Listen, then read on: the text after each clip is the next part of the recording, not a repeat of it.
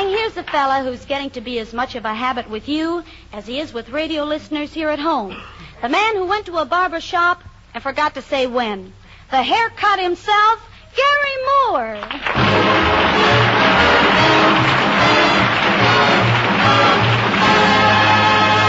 Thank you. Thank you very much, my friends, and greetings, gentlemen. Nice to be with you again. And it's especially nice to be working again with you ever-loving Andrews sisters. Well, thank you, Garry. Thank you, Garry. Thank you, Garry. You're welcome. You're welcome. You're welcome. How have you been? How have you been? How have you been? Just fine. Just fine. Just fine. That's good. That's good. That's good. Well, that's a nice half-hour program right there. You're not kidding. Say, Garry, tell the truth now. Are you really glad to be with us again? Why, bless your little Atchison, Topeka, and Santa Fe. You know, Patty, I'm an old singing man myself. You've heard of High-Low Jack and the Dame? Yes. I used to sing with Mojo, Schnook, and the Boy. We were quite a hit. We worked for 3 months in the swanky Benzodrine room of the Fort MacArthur PX. A nauseating spot, as I recall it. Garry, this old family reunion's all very well, but it's not what you were invited here for. Oh, Ken? No, Garry.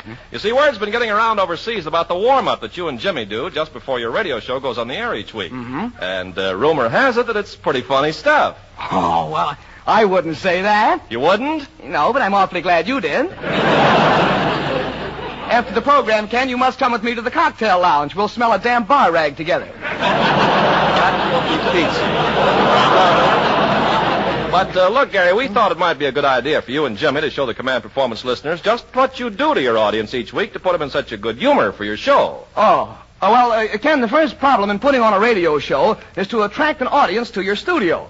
Now, Jimmy and I accomplish this by being so funny on the air that people just can't wait to come down and see us in person.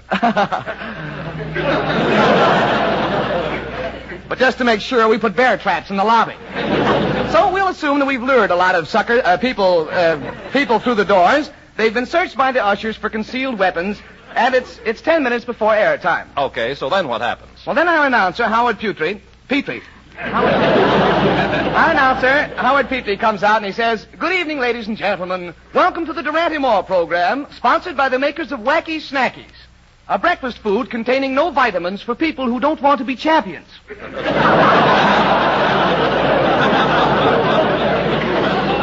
He continues to say, unlike most cereals, Wacky Snackies will neither crackle, pop, snap, nor snip. Pour some into a bowl of milk and it just lies there and gets soggy.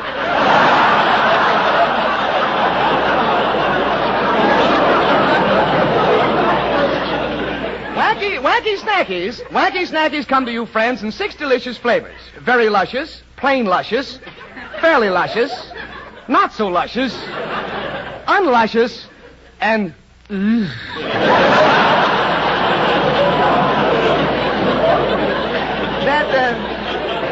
Of course, that speech, Ken, is just to sort of let the people know who the sponsor is. I see. And then Howard Petrie introduces you, huh? Oh, no, he doesn't do that. At this point, Ken, a beautiful voice is heard over the loudspeaker. It says, "And now, friends, we proudly present that brilliant young comedian, that handsome young man with the $1 million personality, Garry Moore." And then I put the microphone down and walk out. And that's when the warm-up really starts, huh? Yeah, I say something like as follows. Good evening, ladies and gentlemen. We're happy to see your smiling faces again. Those are faces, aren't they? I thought they were. I have just returned from a USO tour of the South Pacific, friends. And just before I left, a bunch of GIs got hold of me and asked me to bring back from them a message to the makers of Spam.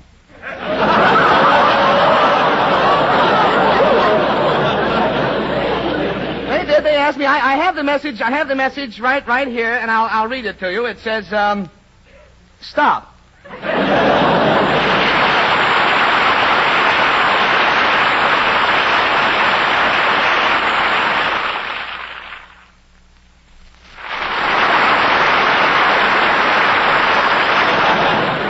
The laughter, friends, the laughter we are leaving completely up to you. You know, on some programs, they actually have an announcer who stands behind the comedian, and when the comedian cracks a joke, the announcer holds up a big sign that says laughter.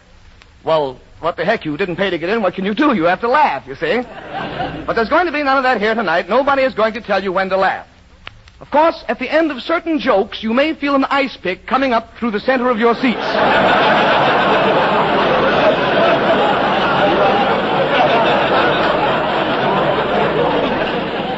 You may as well laugh as soon as we tell the joke. You're going to get it in the end anyhow.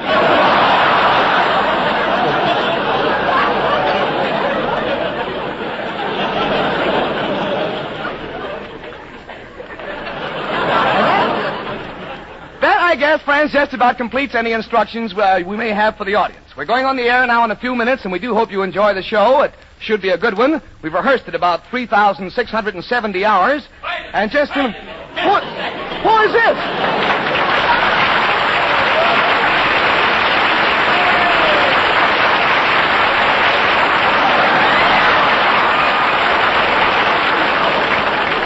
Jimmy Durante. What did you say that number was? 2,678. Ye gods, I've been drafted. No.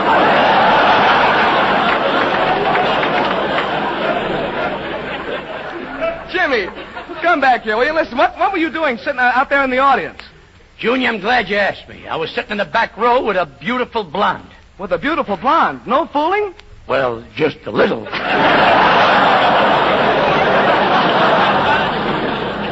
Jimmy, you mean you were actually sitting out there in the audience necking? Why, at your age, you ought to be ashamed. At my age, I should be proud. Ah, Durante, you mad fool, you.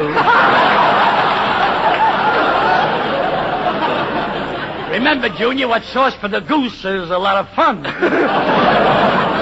But to tell you the truth, Junior, I'm lucky to be here at all tonight. What a week I had. Fatiguing, huh? Yes, and tiring, too. You know, I was at home last Monday evening, picking the splinters out of my teeth.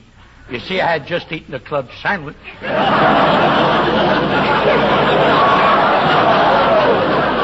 When I gets a message from the White House. Oh, Jimmy, this is very exciting. How did you get the message? Did the president call you on the phone? No, he sent the message by his carrier pigeon, Herman, who had just been released from active duty with the Coast Artillery.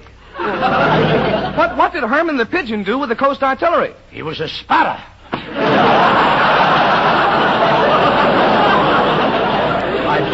My boy asked some very silly questions. But, Junior, you'll never guess what the president wanted from me. Huh? He wanted to take the Durante course on how to play the piano in 3,000 easy lessons. Let me see it. $1 a lesson, that makes, Well, before long, I arrived in Washington. You stayed at the White House, I presume. Indubitably. And, Garry, what a room I had. Red velvet draperies, a lovely old drunken fife desk, 7 Hepplewhite chairs. I don't know what I'm talking about here.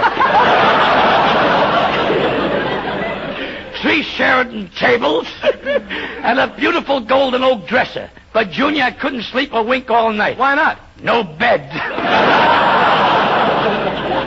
I'll deduct that from my income tax this year. So, arising early, I jumps into my olive green suit with the pimento buttons and goes to meet the president. Arriving at his office, I finds him deep in consultation with the Secretary of the Navy. You don't say. I do say. They were looking through Esquire. Through Esquire for what? They were trying to figure out a new shape for a boat that sailors won't mind scrubbing.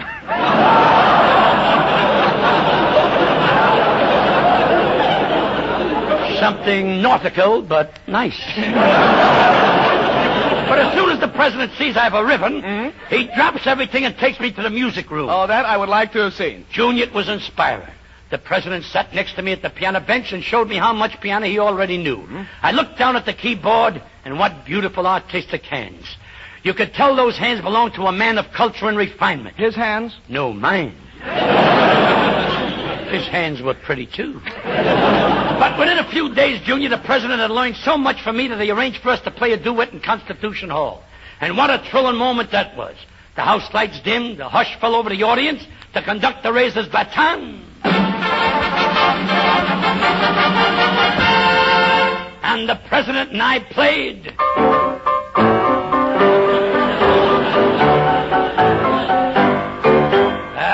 The ovation was superfluous.